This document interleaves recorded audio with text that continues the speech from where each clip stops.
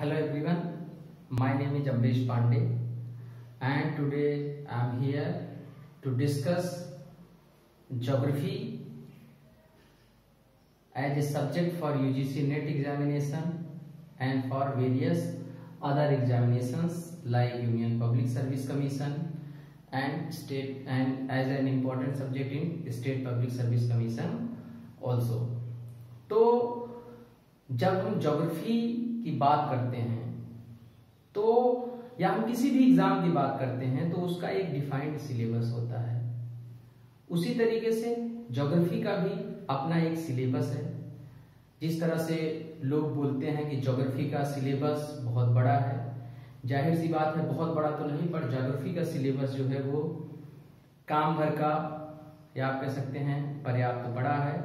But geography is very conceptual, geography is very cyclic. तो geography को अगर आप एक बार समझ लेते हैं तो आपके लिए ज्योग्राफी पढ़ना बहुत ही आसान हो जाता है, क्योंकि इसका ज्योग्राफी का सेमी साइंटिफिक सब्जेक्ट होने के कारण अपना एक रेगुलेटरी मैकेनिज्म है अर्थ का, और अर्थ के हम रेगुलेटरी मैकेनिज्म को जब पढ़ते हैं कैसे, जो उसकी होम्योस्टैटिक मैकेनिज्म है, उसका साइक्लिक मैकेनिज्म है, उसको पढ़ते हैं और जब समझ लेते हैं तो ज्योग्राफी हमें अच्छे से समझ में आती है। तो मैं आप लोगों के सामने इन्हीं सारी चीजों को लेकर के उपस्थित हूं। I would be discussing about geography and I would be teaching important topics in geography and I will try to cover up all the syllabus of geography for UGC NET examination। उसके साथ साथ UPSC और state public service commissions में भी वही सारी चीजें पूछी जाती हैं।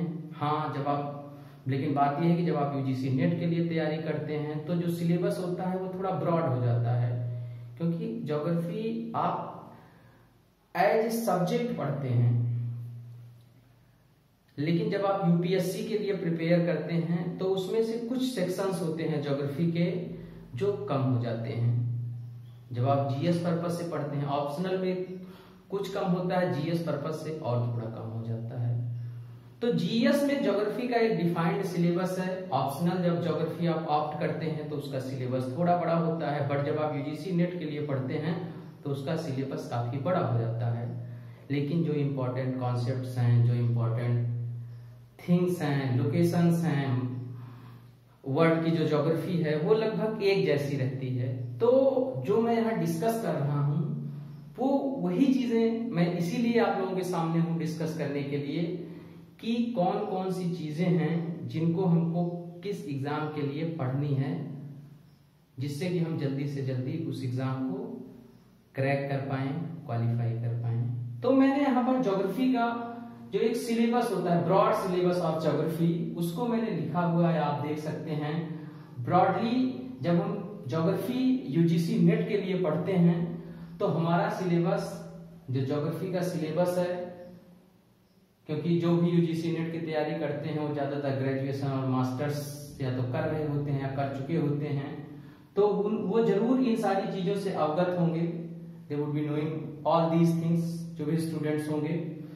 तो इसका सिलेबस का बड़ा होता है पर्याप्त यूजीसी नेट में, जिसमें हम physical geography, human geography, Indian geography, geographical thought और प्रैक्टिकल ज्योग्राफी, ये चीजें हम पढ़ते हैं। और इसकी जो सब कैटेगरीज हैं या आप कह सकते हैं इसकी जो और सारी ब्रांचेस हैं, उसमें फिर क्या क्या चीजें हैं। जैसे जब आप फिजिकल ज्योग्राफी की बात करते हैं, भौतिक भूगोल की, जियोमॉर्फोलॉजी उसका एक पार्ट है, भूआकृति विज्ञान, इसमें volcanoes, formation of mountains, plate tectonics और अर्थक्वेक, सुनामीज, ये सारी चीजें पढ़ते हैं। देन क्लाइमेटिक प्रोसेसेस, क्लाइमेटोलॉजी, जलवायु विज्ञान, ओशनोग्राफी, समुद्र विज्ञान, इन्वायरमेंट, पर्यावरण, बायोजियोग्राफी, ये सारी चीजें हम फिजिकल ज्योग्राफी में पढ़ते हैं।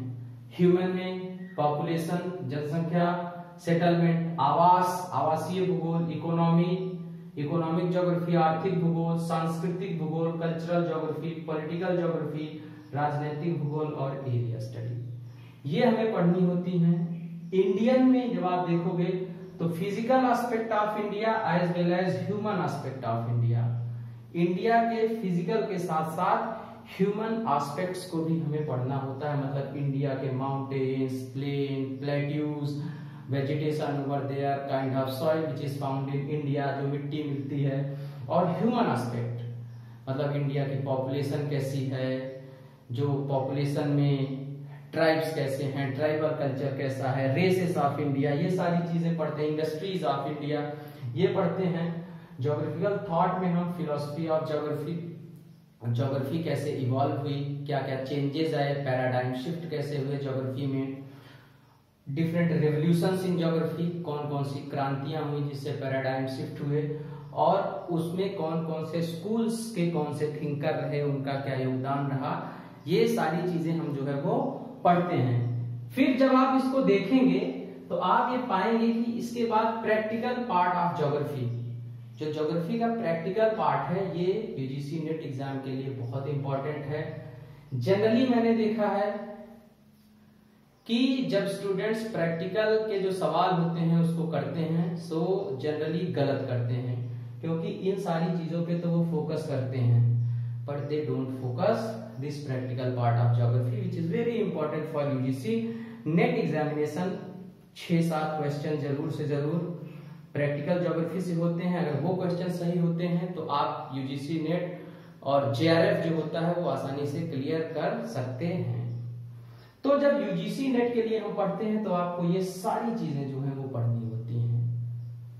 But if you are opting geography as an optional subject, जब आप एक वैकल्पिक विषय की तरह सिविल सर्विसेज में ज्योग्राफी को ऑप्ट करते हैं, तो आपका जो ये प्रैक्टिकल पार्ट है ये यहां से कम हो जाता है।